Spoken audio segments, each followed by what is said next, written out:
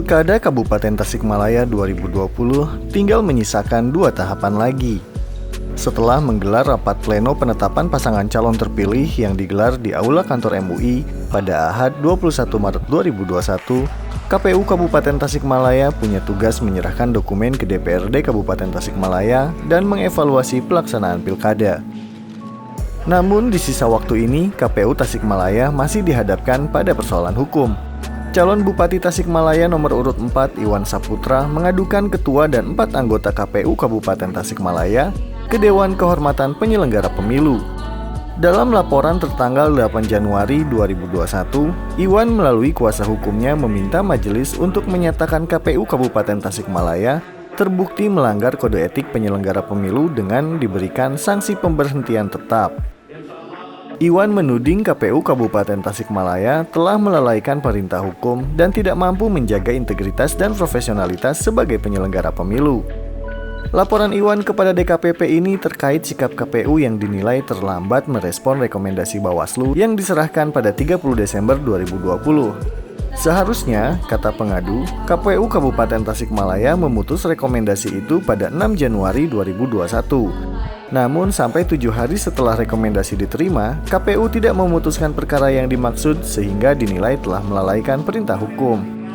Kasus ini mengemuka lantaran kedua belah pihak punya sudut pandang yang berbeda dalam menafsirkan 7 hari sejak rekomendasi diterima.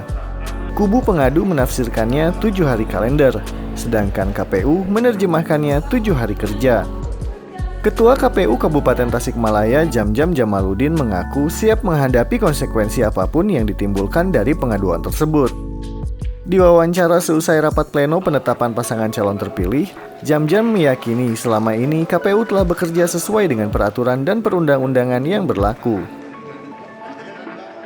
Seluruh proses tahapan pilkada yang ini sampai hampir di ujung tahapan itu telah diuji secara legalitas, secara hukum di berbagai tingkatan, baik itu di tingkat Bawaslu dengan adanya rekomendasi, kemudian juga kami juga sempat dulu diadukan di PT UN di Petun, kemudian juga di Mahkamah Agung dan juga terakhir di Mahkamah Konstitusi. Itu telah membuktikan bahwa apa yang sudah dilakukan atau dilaksanakan oleh KPU Kabupaten Tasikmalaya dalam seluruh tahapan pelaksanaan pilkada itu terbukti benar dan sesuai dengan peraturan perundang-undangan.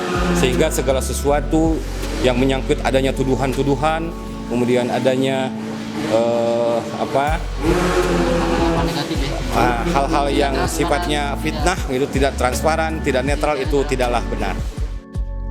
Jamjam menambahkan pihaknya telah menerima undangan untuk menghadiri persidangan DKPP yang akan digelar secara daring pada Selasa 23 Maret 2021. Ia merespon baik pengaduan itu karena akan menjadi media pembuktian bahwa selama ini KPU Kabupaten Tasikmalaya telah bekerja sesuai dengan peraturan perundang-undangan.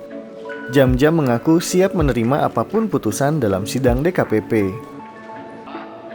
Tentu saja kami akan siap ya menerima konsekuensi apapun. Ini adalah konsekuensi sebagai penyelenggara pemilu yang di dalam kerja-kerjanya itu dibatasi atau dijaga oleh kode etik. Bahwa ada tuduhan bagi kami pimpinan KPU Kabupaten Tasikmalaya telah melanggar kode etik, itu hanya tinggal bagaimana membuktikannya saja. Dan bagi kami sangat jelas sebenarnya bahwa segala hal yang menjadi pertanyaan masyarakat, sebagian masyarakat, bahwa soal ketidaknetralan, soal ketidakprofesionalan, soal adanya dugaan pelanggaran kode etik itu sesungguhnya itu telah terjawab dengan adanya putusan-putusan dari lembaga-lembaga hukum yang sudah ada. Tetapi tentu saja karena ini DKPP juga merupakan salah satu lembaga hukum yang memiliki kuasa peradilan untuk mengadili terkait dengan adanya kode etik, tentu kami akan menghormati itu semua. Tapi pada intinya kami siap untuk membuktikan bahwa kami sama sekali tidak pernah melanggar kode etik penyelenggara pemilihan.